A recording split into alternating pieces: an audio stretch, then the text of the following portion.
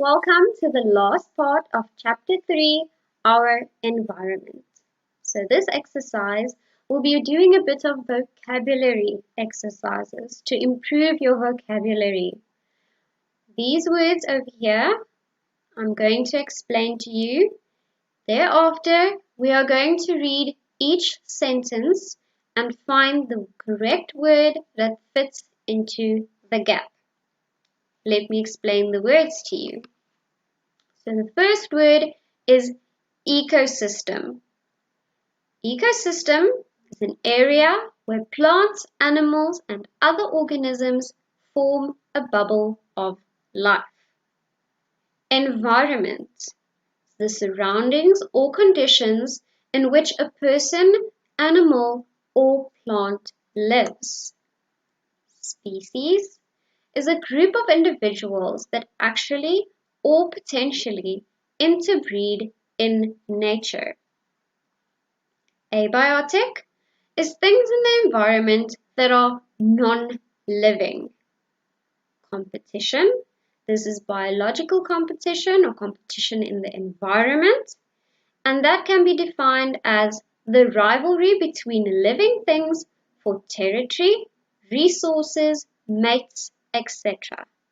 And the last word, ecology, is the study of organisms and how they interact with the environment.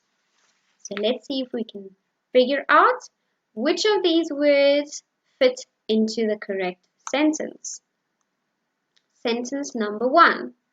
A group of organisms that have similar physical characteristics and reproduce together are defined as a species, because we said a species can be defined as a group of individuals that actually or potentially interbreed in nature. So the first sentence will read, a group of organisms that have similar physical characteristics and reproduce together are defined as a species. Let's do sentence number 2. The environment consists of non-living things. And we said abiotic refers to non-living things. So the sentence will read, the abiotic environment consists of non-living things. Moving on to sentence number 3.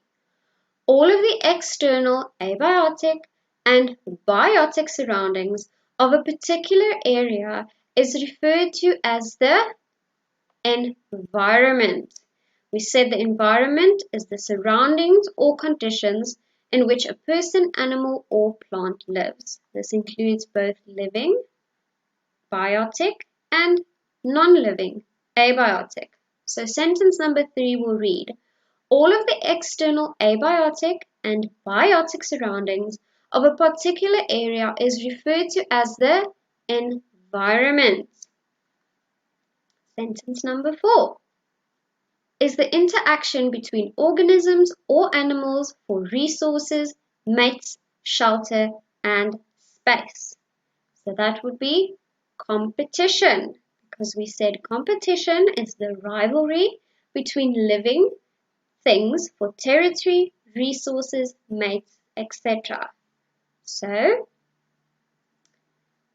competition is the interaction between organisms or animals for resources, mates, shelter, and space.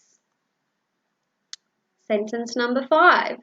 An includes living organisms and the non-living environment of an area functioning together. So this will be an ecosystem, includes living organisms and the non-living environment of an area functioning together. 6. The word refers to the study of interactions of living organisms in their environment. This will be ecology. So sentence 6 will read, the word ecology refers to the study of interactions of living organisms in their environment. Let's move on to the next chapter.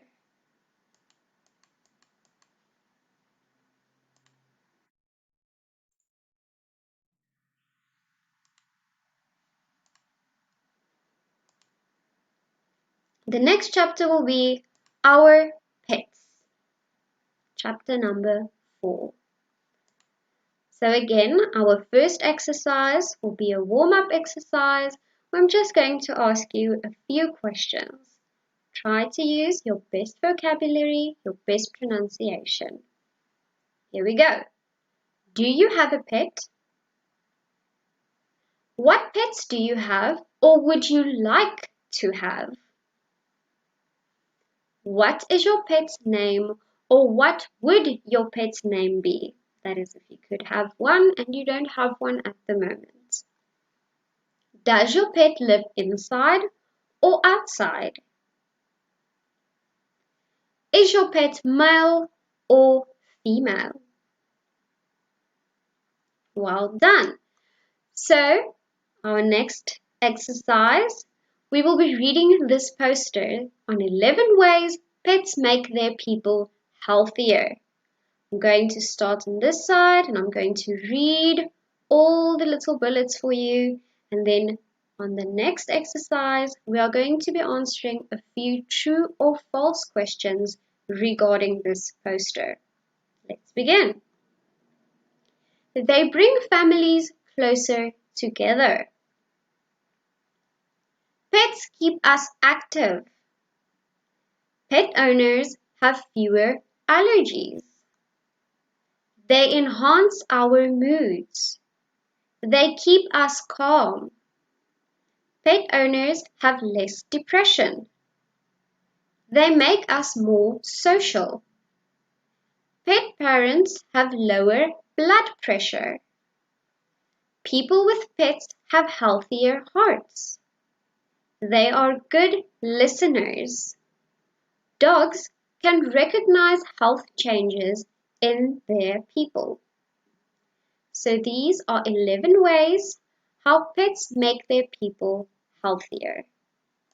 Let's have a look at the questions. So here we have the questions. After reading the previous insert on how pets make their owners healthier, answer the following statements with true or false. Pets bring families closer together. That is true. Dogs are not very good listeners. That is false. Pet owners have more depression. That is false. Pets keep us active. That is true. Pets keep us calm. That is true. Pets make us less social. That is false. Pet parents have higher blood pressure. No, that is false. You're doing a good job. So we're going to do a grammar exercise. And this grammar exercise is going to be about prepositions. A preposition tells us the position of one thing in relation to another. It is also a word that links to nouns or pronouns. So there are a few prepositions over here. Let's see if we can find the correct sentence for them to fit into. Sentence number 1. The lost dog stood. Is it down, beside, under, towards, over the road? The lost dog stood beside the road. Sentence number 2. The cat ran down, under, towards, over the stairs to greet her owner. The cat ran down the stairs to greet her owner. Sentence number 3. Pet fish live under, towards, over the water in a tank.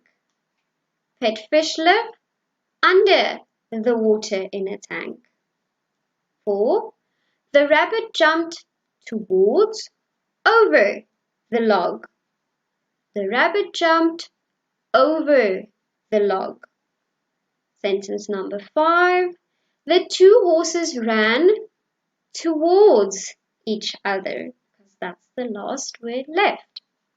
I hope you're having fun so far, and I will see you in the next lesson. Bye bye!